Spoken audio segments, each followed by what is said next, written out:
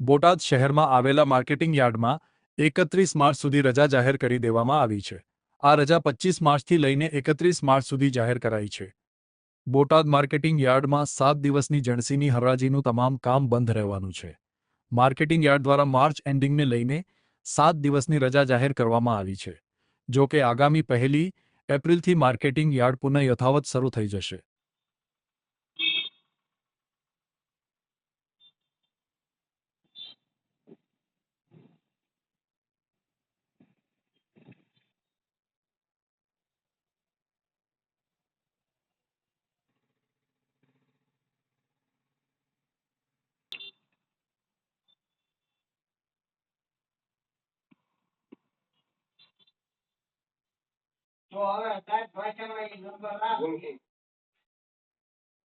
Manoharbhai Damjibhai Matariya, chairman APMC Botad. આગામી 25/3/26 થી 31/3/26 સુધી માર્ચ એન્ડિંગ હોવાને કારણે કમિશનર અને વેપારી ભાઈઓની રજૂઆતને ધ્યાને લઈ બોટાદ એપીએમસીના મુખ્ય યાર્ડ અને સબ યાર્ડમાં આવતી તમામ પ્રકારની જણસી બોટાદ લાવતા તમામ ખેડૂતોને નહીં લાવવા માટેની સૂચના કરવામાં આવી છે।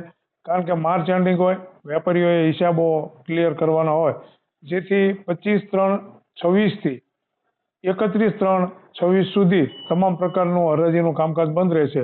1/4/26 થી રાબેતા મુજબ બોટાદ માર્કેટિંગ યાર્ડના તમામ યાર્ડો, મુખ્ય યાર્ડ અને સબ યાર્ડની અંદર તમામ પ્રકારની જણસીનું વ્યાપારનું કામકાજ શરૂ થશે।